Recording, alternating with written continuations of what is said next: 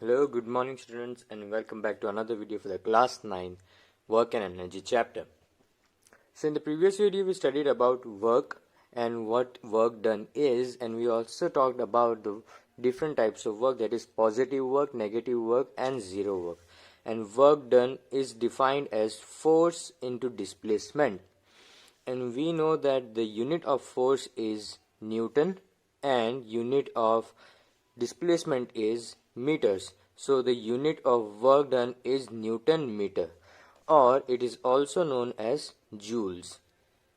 Okay, so you can either write work done as joules or in Newton meters. But remember, if you are given the displacement in kilometers or centimeters, you are always supposed to convert it in meters, and force is always in newtons. Okay, so always remember that. So the unit of work done is joule. And we talked about different types of work done, that is positive work, negative work and zero work. Now we move on to the other part of the chapter, that is energy. What is energy?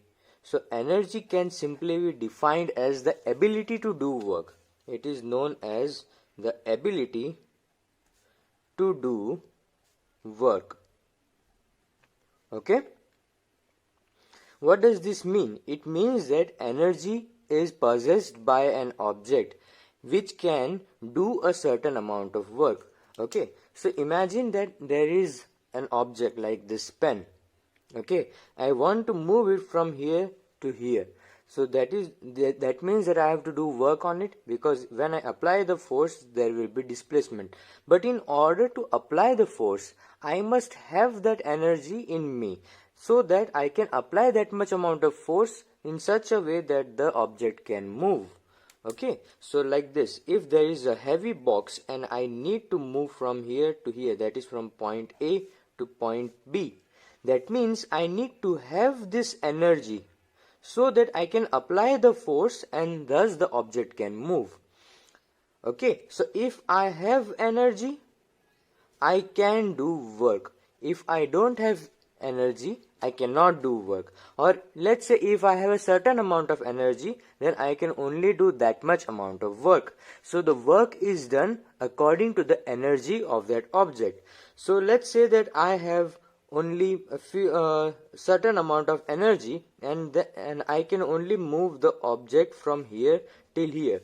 I want to move the object up to here, but the energy that I can only move the object till here. Or I can say that this heavy box I started pushing and I wanted to go from here point A to here point B, but unfortunately along the way at certain point C I got tired and I cannot push the heavy box anymore. Why? Because I only had that much amount of energy, and that much amount of energy, because of this I was only able to do this much amount of work. So I applied the force, but I was only able to move this X amount of meters. Okay, I wanted to move y meters, that is just a random number. I wanted to move a displacement of y meters, but I was only able to move up till X. So I wasn't able to go till point B because I did not have that much amount of energy to do the work, and that is why energy is equal to work. Okay, so that is the unit for work done is joules, and the unit for energy is also joules. Okay, I hope it is clear to you, students. So if you have energy, you can do work. If you don't have energy, you cannot do work, and you are only able to do the work because of the amount of energy you have. Okay, if you have more energy, then you can do less work. That is a different thing. If you have more amount of energy stored inside you, you can do a certain amount of work, but you cannot exceed the limit of the energy possessed by you. So let's say that if you have 100 joules of energy, okay, and you did let's say 20 joules of work, so you still have 80 joules of energy left inside you. Okay, and But you cannot do 110 joules of work even though if you have 100 joules of energy. This cannot be possible. If you have 100 joules of energy, the maximum work you can do is 100 joules. You cannot do more than that. I hope it is clear to you, students. Let's move on to the next topic.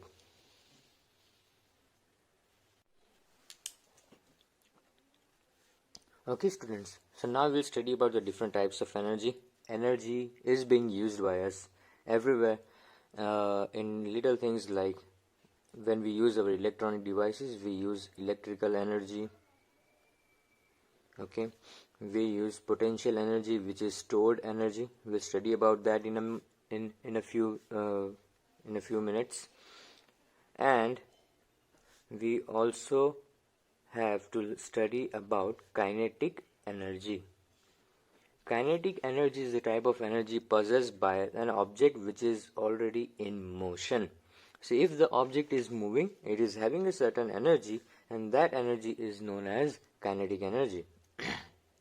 Okay, so let's say that this object, I am going to make it move. So I'm going to apply the force, and therefore it starts moving, and now it has certain velocity.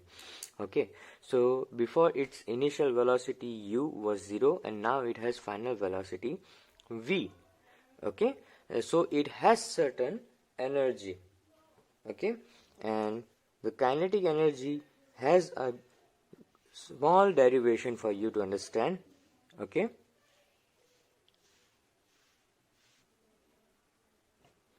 so we have studied about the equations of motion in the very first chapter, if you remember. So the third equation of motion was v square minus u square equals 2as. The second one is s is equal to ut plus half gt square, and the first one was v is equal to u plus gt or u plus at. In both of these equations, the first and the second one, we don't require the time.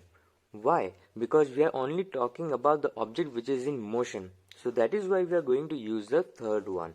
Okay, and what is work done? Work done is force into displacement. Yes, and we know by the second law of motion that F is equal to m into a. We know this formula. Okay, from the first chapter motion, we studied about these three equations, and in the second chapter, that is the laws of motion, the second law, we have studied about the force is equal to mass into acceleration when we studied about the momentum and acceleration. I hope it is clear to you, students. So moving on, we substitute the value of this force and we substitute the value of acceleration from this equation in this one. Okay, not acceleration, sorry, displacement. So the first one is v square minus u square equals 2as. I need the value of displacement because we have to substitute the value of displacement in our formula for work done, and therefore 2a goes in the denominator, cross multiplication, v square minus u square upon 2a equals s, or I can write s equals v square minus u square upon 2a. Quite simple. And in the second one, that is force is mass into acceleration, you can substitute directly as it is. So work done, that is F into displacement. F is mass into acceleration, going this over here, and displacement, substituting this in this one. So it becomes v square minus u square upon 2a.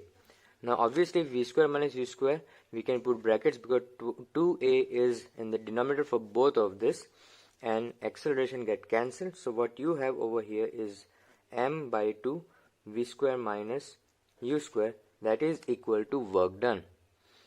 Okay, but this work done is also the energy consumed when we are moving the object. So I can write the kinetic energy of the object as 1 by 2 m v square minus u square. It can be written as it is, and we know that we started the object from initial velocity, which was u equals to 0.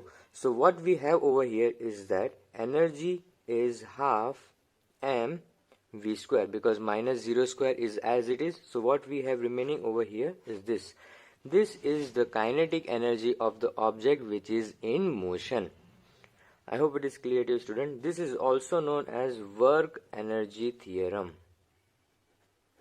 Work energy theorem. Quite simple. So the third equation of motion, v square minus u square equals 2as. Force is equal to mass into acceleration. We substitute the values of both of this in work done. And what we have over here is that force is mass into acceleration. S is v square minus u square upon 2a. How? Because from this equation we took the 2 into acceleration on the other side, cross multiplication, so we can have the value of s, that is displacement. Substitute the value of displacement over here. Acceleration and acceleration get cancelled because they both are the same thing. So what we have, m by 2 v square minus u square. I can take one m by 2 as 1 by 2 into m separate, and half m v square minus u square. But the object started from initial velocity 0, so we substitute the initial velocity 0 over here, and the final formula becomes Ek is equal to half mv square. So any object which is moving with a certain velocity v, we just substitute this value of velocity in this one, the mass of that object, and we can find the kinetic energy possessed by that moving object. I hope it is clear to you, students. When we do a small numerical, you will get the idea. Okay, students. So a very simple numerical for you. It states that find the kinetic energy of a motorcycle moving with a velocity of 36 kilometers per hour. The mass of the motorcycle is 80 kilograms and that of the rider is 60 kilograms. Okay, so you have been given the mass and you have been given the velocity. You simply need to find the kinetic energy, and the formula is what we just studied, that is kinetic energy is half m v square. Now over here, like I said, velocity is in kilometers per hour. It is not in meters per second. So first thing that you need to do is convert kilometers per hour in meters per second. So velocity is 36 kilometers per hour. That is given as 36 into 1000 upon hour, that is 60 into 60. So zeros and zeros get cancelled. 6, 6 and 6, 1. 1 into 10 is 10 meters per second. So 36 kilometers per hour is 10 meters per second. So we now have converted the velocity in meters per second. Quite simple.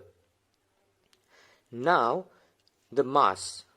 Okay, the motorcycle alone is not going to ride itself, but the motorcycle is having a rider who rides it. Okay, so you have to consider the mass of both motorcycle as well as the rider, because when a person is riding a motorcycle, the mass of both the objects is combined. They are both moving with the same velocity as one object. So you need to add both of them. So 60 kilograms is the mass of the rider and plus 80 kilograms is the mass of the motorcycle. So the overall it becomes 60 plus 80, it becomes 140 kilograms. Okay students, so now you have the mass, you have the velocity, and you have the formula. So simply substituting the values, Ek equals half mass, that is 140, and velocity, that is 10 whole square, half m v square. This can also be written as half into 140 into 10 into 10 is 100. 2 7s 14, 1 0. 7 into 1 is 7, and 1 2 3 0. So 3 zeros. So final answer is 7000 joules. So the kinetic energy is 7000 joules, or it can be written as 7 kilojoules, because 1 kilojoule equals 1000 joules. Just like 1 kilometer equals 1000 meters. It is not necessary for you to convert this in kilojoules, just saying. that when we write 7 kilojoules, it is understood that it is 7,000 joules, just like 1 kilometer equals 1000 meters, but it is easier for us to calculate. That is why. So the larger the bigger gets the figure gets, we try to convert it into smaller units so that it is easier for us to see, write and understand them. Okay students, we'll do more numericals in the next video. Till then, have a nice day.